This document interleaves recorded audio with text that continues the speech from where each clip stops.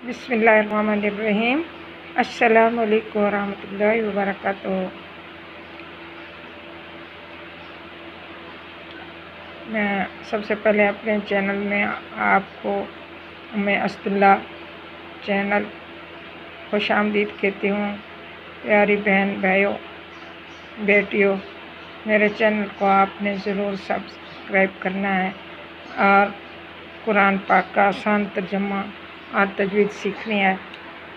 दुआ गो हैं कि अल्लाह तबारक व तआला आपको हमेशा सिरात मुस्तकीम पर चलाए और कुरान को सही समझ कर पढ़ने की तौफीक अता फरमाए। आमीन। बिस्मिल्लाहिर्रहमानिर्रहीम। वलइन आतैतल्लज़ीना ऊतुल किताब बिकुल्लि आयातिन मा तबिअू क़िबलतक वमा अंता बिताबिअन क़िबलतहुम वमा बअदुहुम बिताबिअन क़िबलत बअद वलइन इत्तबअत अहवाअहुम मिन बादि मा जाअक मिनल इल्मि इन्नका इज़्ज़न लमिनज़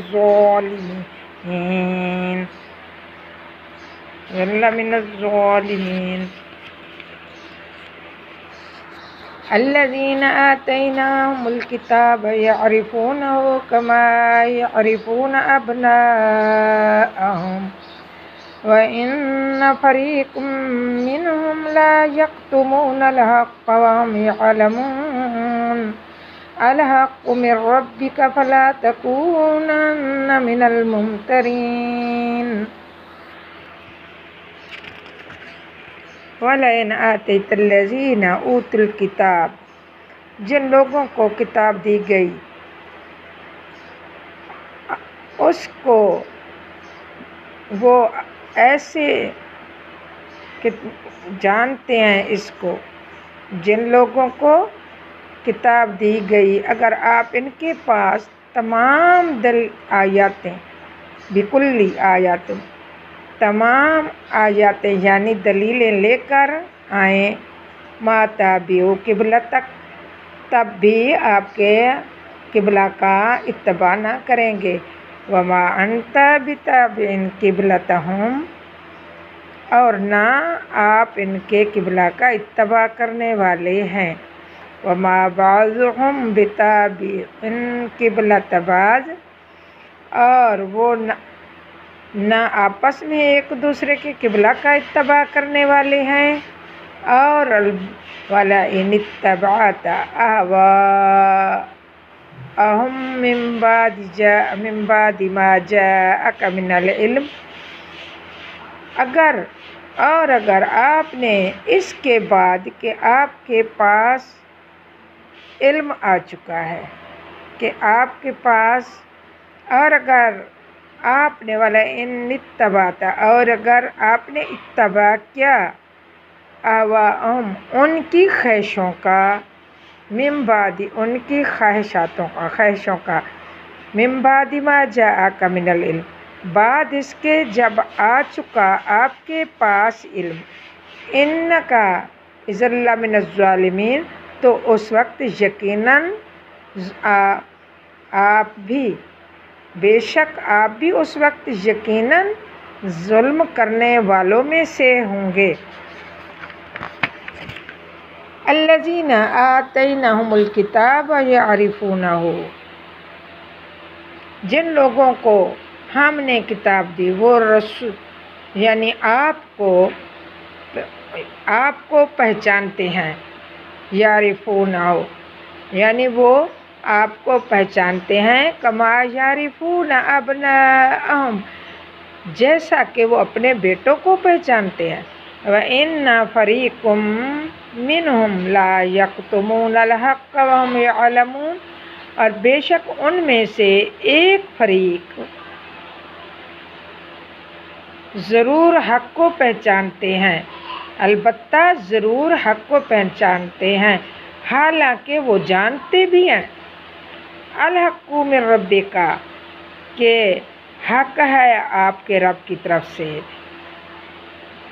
फला तकूनन्ना मिनल मुमतरीन और अगर ہرگز آپ بے شک میں نہ ہو جائیں، پھر بھی ہرگز آپ شک میں نہ ہو جائیں۔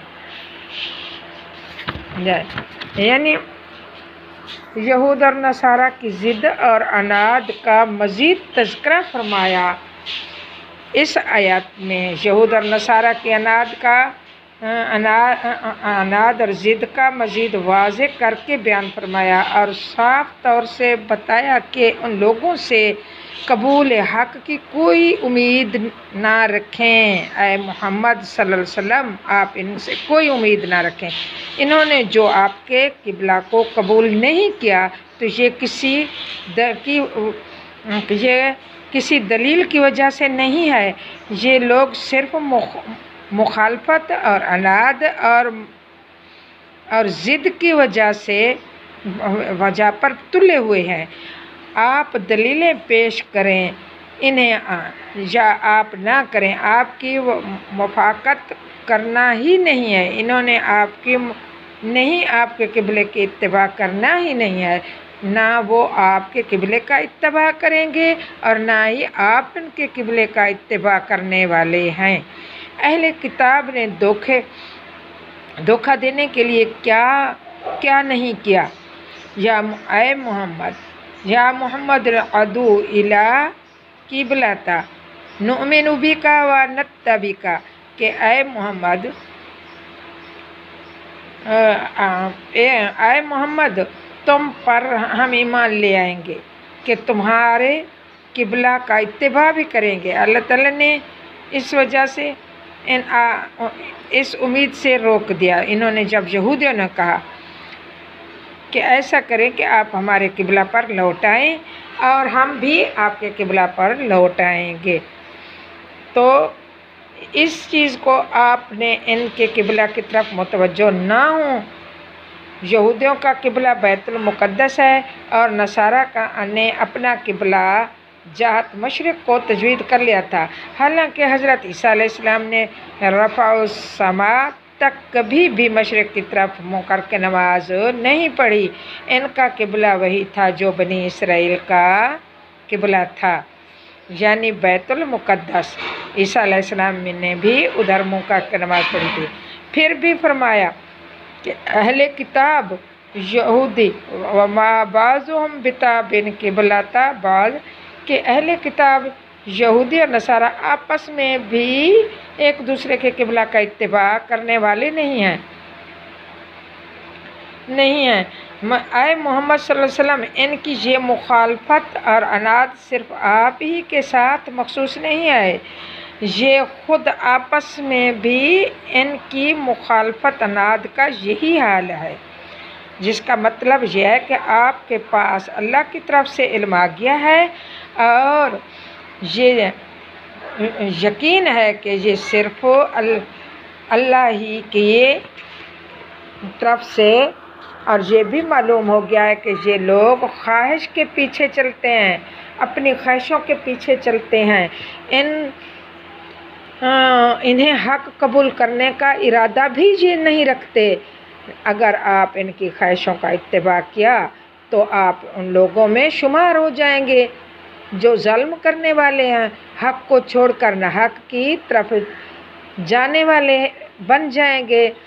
تو اس طرز بیان میں اتباع ہوا سے بچنے کی بہت زیادہ تاکید کی اللہ تعالیٰ نے آپ صلی اللہ علیہ وسلم کو، اور یہ بتایا ہے کہ حضرات انبیاء علیہ السلام گناہوں سے صادق ہونا ممکن ہی نہیں، کیونکہ اتباع ہوا اور ارتکاب گناہ ظالموں کا شیوا ہے، اور حضرات انبیاء کرام تو ہر ظلم سے محفوظ اور معصوم ہیں۔